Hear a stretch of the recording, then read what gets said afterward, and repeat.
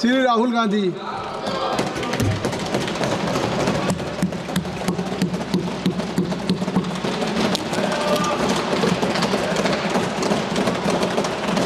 Thank you, Speaker Sir, for letting me speak today on the Constitution. Speaker Sir,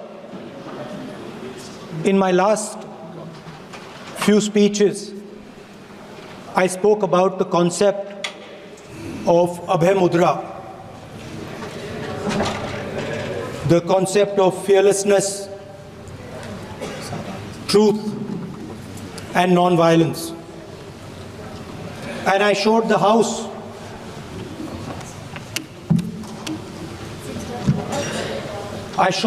images of our different religions displaying this Abhay Mudra.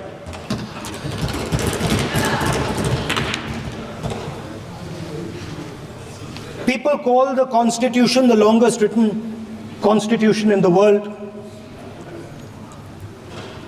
But the Constitution contains a set of ideas from one philosophy of our nation, one central philosophical set of ideas of our nation. When we look at the Constitution and we open the Constitution, we can hear the voice and the ideas of Ambedkar, of Mahatma Gandhi, of Jawaharlal Nehru. But where did those ideas come from? Those ideas came from an old, profound tradition in this country. Those ideas came from Shiva, from Guru Nanak, from Basavana, from Buddha, from Mahavir, from Kabir, from a list of people. So when we speak of the Constitution and we show the Constitution, of course it is a document of modern India, but it could never have been written without ancient India and her ideas.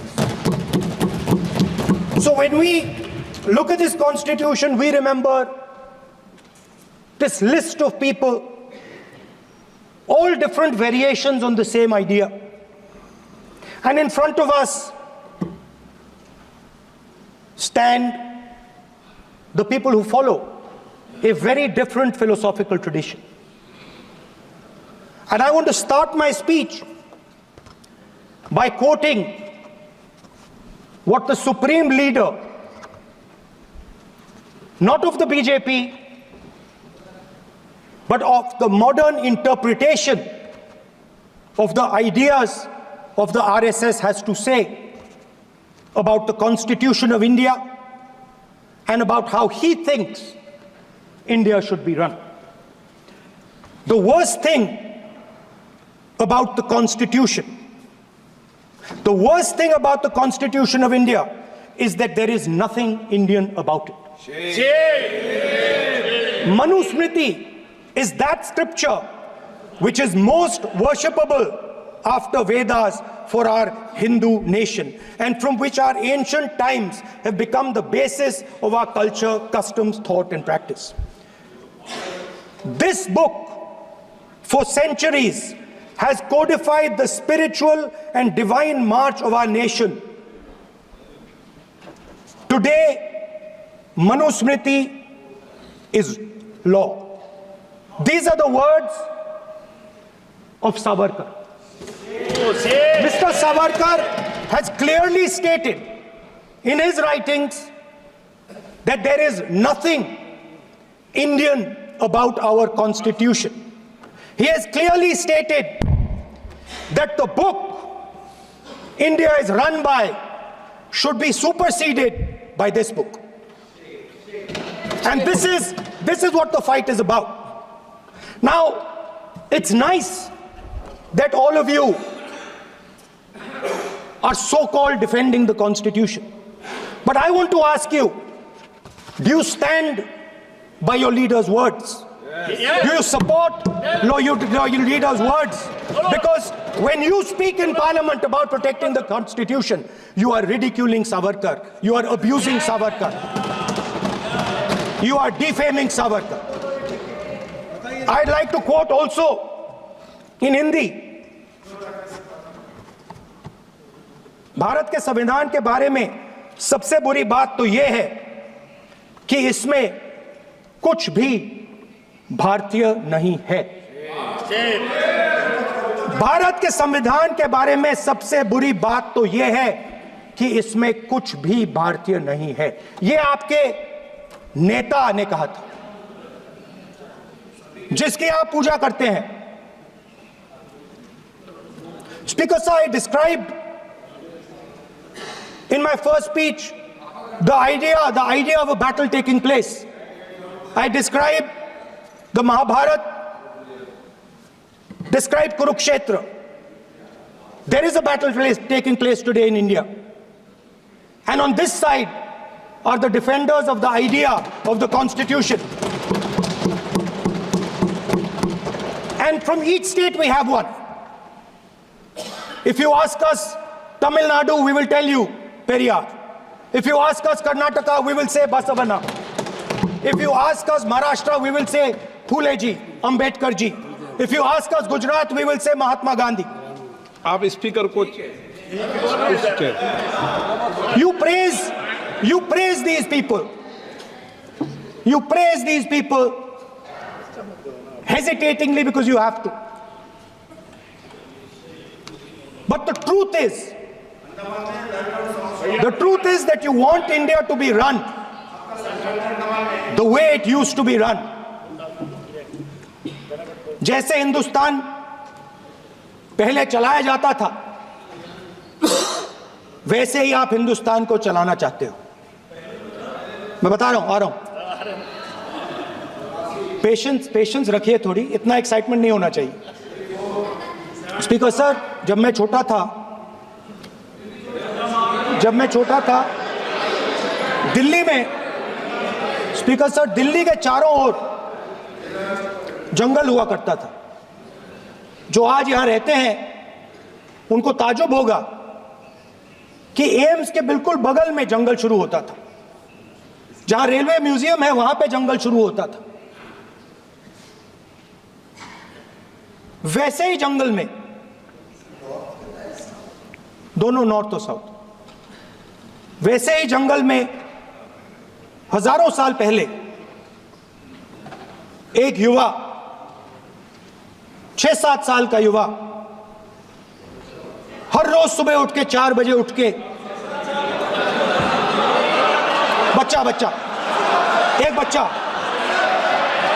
एक बच्चा, वाह बहुत बढ़िया, एक बच्चा 4 बजे उठ के तपस्या करता था। हर रोज सुबह तपस्या, हर रोज सुबह वो धनुष उठाकर तीर कमान चलाता था और घंटे उसने तपस्या की, सालों के लिए उसने तपस्या की।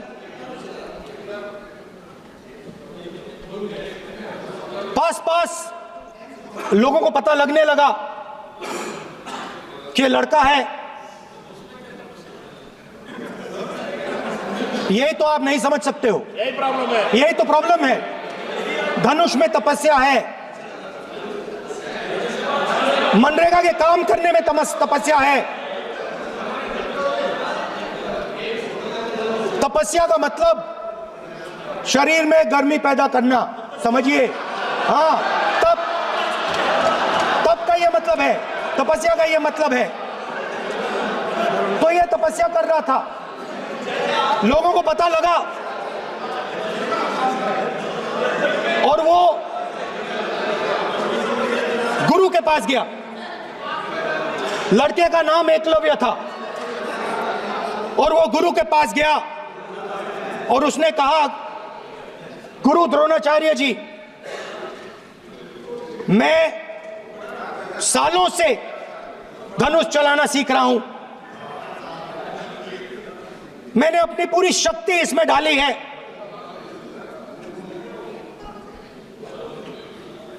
आप मेरी मदद कीजिए, आप मेरे गुरु बनिए।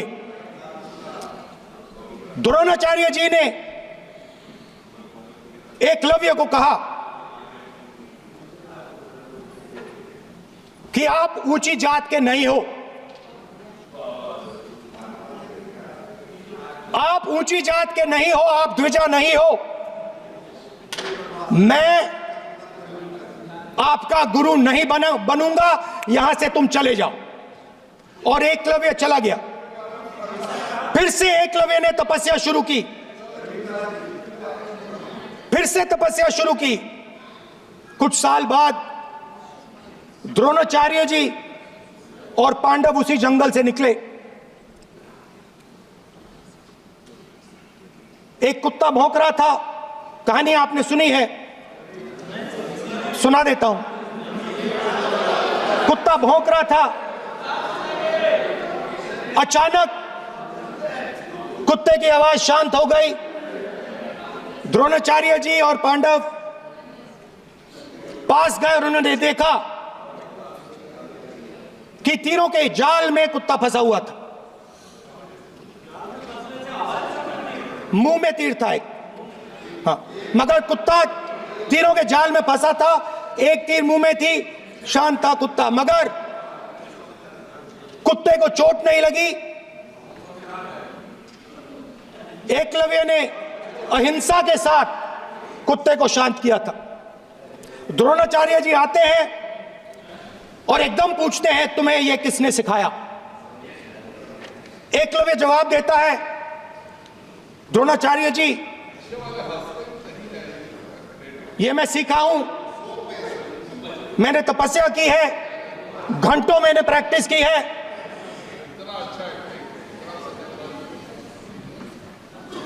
आपने मुझे गुरु बनने से मना किया था, तो मैंने एक मूर्ति, मट्टी की मूर्ति सामने रखी और मैंने प्रैक्टिस की और मैं सीखा। द्रोणाचार्य जी खुश नहीं हुए। द्रोणाचार्य जी ने एकदम कहा, तुम्हें मुझे गुरु दक्षिणा देनी है। नहीं नहीं, ये आपकी स्टोरी है, ये आपकी स्टोरी है। मेरी स्टोरी है कि द्रोणाचार्य ने पूछा।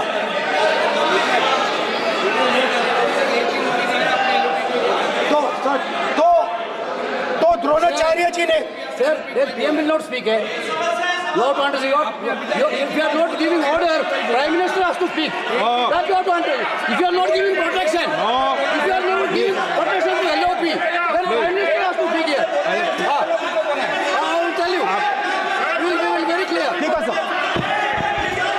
माननीय सदस्य, आपको मैंने कई बार कहा, आप धमकी शब्दों में मत बोला करिए। एक मिनट जाती।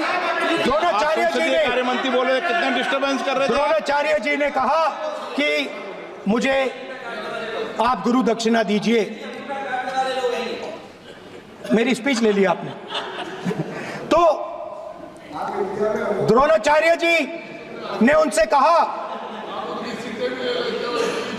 कि गुरु दक्षिणा के लिए मुझे तुम्हारा हुनर, तुम्हारा भविष्य, तुम्हारा अंगूठा चाहिए।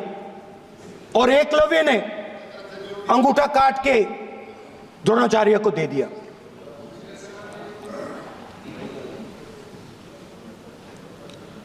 यह अभय मुद्रा है।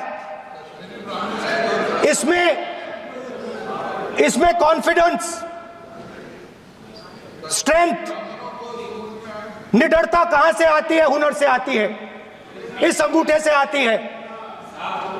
ये लोग इसके खिलाफ हैं। जैसे द्रोणाचार्य जी ने एकलव्य का अंगूठा काटा, वैसे ही आप पूरे देश का अंगूठा काटने में लगे हुए हो।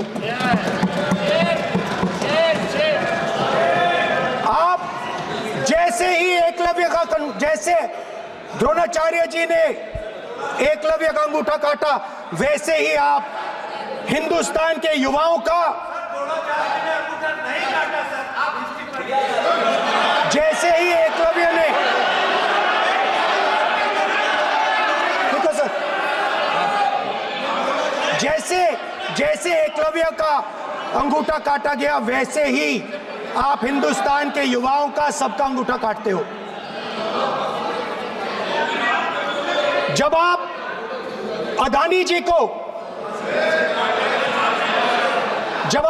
जी को धारावी देते हो, तो आप धारावी के जो एंटरप्रेन्योर्स हैं, जो स्मॉल एंड मीडियम बिजनेसेस हैं, उनका आप अंगूठा काटते हो। जब आप हिंदुस्तान के पोर्ट्स, एयरपोर्ट्स, डिफेंस इंडस्ट्री, ये सब जब आप अदानी को देते हो,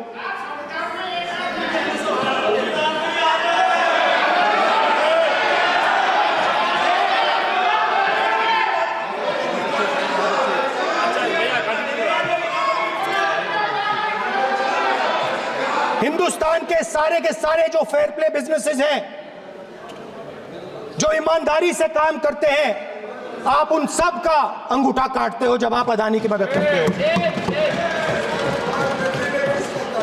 कॉन्स्टिट्यूशन में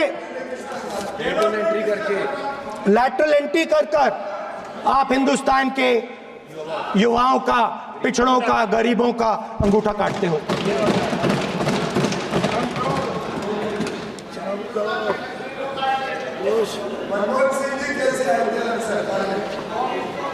सर, स्पीकर सर, जैसे एकलव्य ने प्रैक्टिस की थी, वैसे ही हिंदुस्तान के युवा सुबह उठकर 4 बजे उठकर अलग अलग एग्जाम्स की तैयारी करते हैं।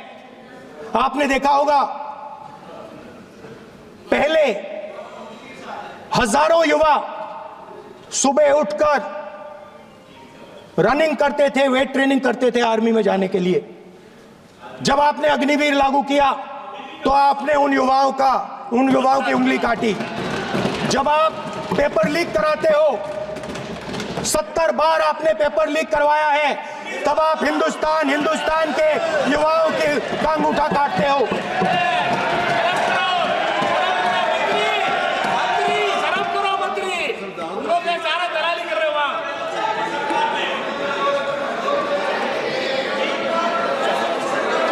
आज बाहर, दिल्ली के बाहर आपने किसानों पर टीयर गैस चलाया है, आपने किसानों पर लाठीचार्ज किया है। किसान आपसे एमएसपी मांगते हैं, सही दाम मांगते हैं, मगर आप अदानी को फायदा पहुंचाते हो, अंबानी को फायदा पहुंचाते हो और किसान का अंगूठा काटने का काम करते हो। देखिए, हम कहते हैं अभय मुद्रा, हम कहते हैं डरो मत, आप कहते हो हम आपका अंगूठा काट देंगे। ये फर्क है। एक तरफ कौन सर बोले, मेरे कहना है कि हम एक मिनट प्लीज बैठिए, आप बैठिए, प्लीज बैठिए, आप बैठिए।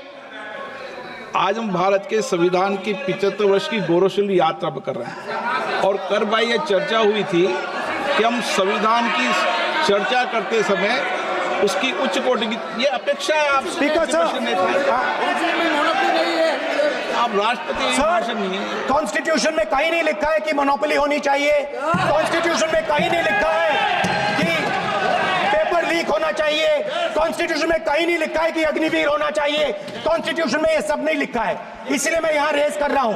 कॉन्स्टिट्यूशन में नहीं लिखा है कि हिंदुस्तान के युवाओं का अंगूठा काटना चाहिए, उनका जो हुनर है उनसे छीना जाना चाहिए।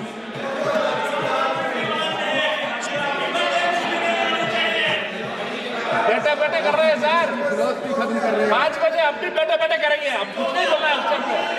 5 बजे देखिएगा, 5 बजे देखिएगा क्या करते हैं। स्पीकर सर, मिलेगा। मैं कुछ दिन पहले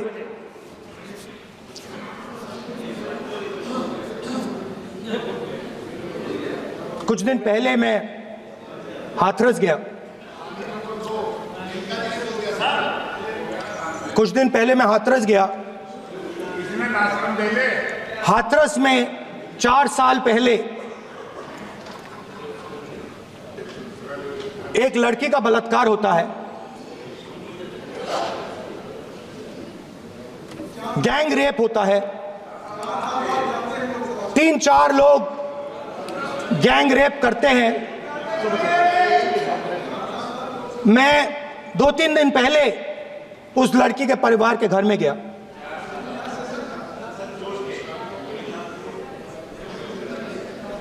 जिन्होंने गैंग रेप किया वो बाहर घूम रहे हैं और लड़की का परिवार अपने घर में बंद है। लड़की का परिवार बाहर नहीं जा सकता है।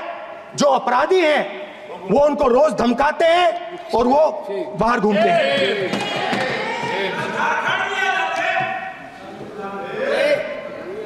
परिवार ने मुझे बताया कि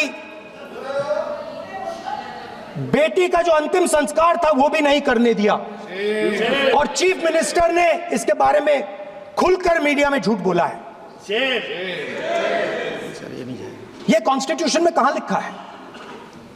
ये कॉन्स्टिट्यूशन में कहां लिखा है कि जो बलात्कार करते हैं वो बाहर रहे और जिसका रेप हुआ है, जिसके परिवार, उस परिवार को बंद कर दिया जाए? कहां लिखा है कॉन्स्टिट्यूशन में? ये आपकी किताब में लिखा हुआ है, मनुस्मृति में लिखा है, मगर कॉन्स्टिट्यूशन में नहीं लिखा। और अगर आप कहते हो कि यूपी में आपका राज है और वहां पे कॉन्स्टिट्यूशन नहीं लागू होता है, वहां पे मनुस्मृति लागू हो रही है। परिवार ने मुझे कहा कि यूपी की सरकार ने उन्हें वायदा किया था, कहा था कि हम आपका रिलोकेशन करेंगे, आपको कहीं और रहने की जमीन देंगे। आज तक 4 साल हो गए हैं, आज तक उनका रिलोकेशन नहीं किया गया है। और हर रोज उन्होंने मुझे फोटो दिखाई, वो बाहर निकलते हैं और जिन्होंने बलात्कार किया वो धमकाते हैं उनको। तो मैं इस हाउस में कहना चाहता हूं कि अंबेडकर जी के संविधान वाले लोग, इंडिया गठबंधन वाले लोग, हम सब मिलकर उस परिवार का रिलोकेशन हम करेंगे अगर आप नहीं करोगे तो। और हिंदुस्तान के हर गरीब व्यक्ति को हम ये कहना चाहते हैं, आपकी रक्षा कॉन्स्टिट्यूशन करता है और ये बीजेपी के लोग कॉन्स्टिट्यूशन पर 24 घंटा आक्रमण करते रहते हैं। कॉन्स्टिट्यूशन में लिखा है prohibition of discrimination on grounds of religion, race, caste, sex और place of birth. The state shall not discriminate against any citizen on grounds only of religion, race, caste, sex, place of birth or any of them. Some days back, youngsters from Sambal came to see me. Innocent people, they had done nothing. They were just, वो पास में थे, 5 लोगों को गोली मार के हत्या कर दी। ये कहां लिखा है कॉन्स्टिट्यूशन में? ये कहां लिखा है? कॉन्स्टिट्यूशन में तो लिखा है prohibition of discrimination of grounds of religion. और जहां भी आप जाते हो, एक धर्म को दूसरे धर्म से लड़ाते हो, नफरत फैलाते हो। कहां लिखा है कॉन्स्टिट्यूशन में? कहां लिखा है कॉन्स्टिट्यूशन में कि एक धर्म को दूसरे धर्म से लड़ाना है? कहां लिखा है कॉन्स्टिट्यूशन में कि दलित परिवार को बंद करके अंदर रखना है और उनके अपराधियों को बाहर घूमने देना है? कौन से कॉन्स्टिट्यूशन में लिखा है? मुझे दिखाइए।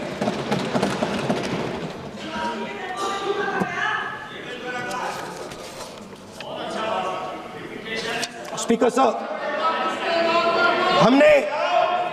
हमारी जो विचारधारा है, इंडिया गठबंधन की विचारधारा है, वो देश में कॉन्स्टिट्यूशन लाई है।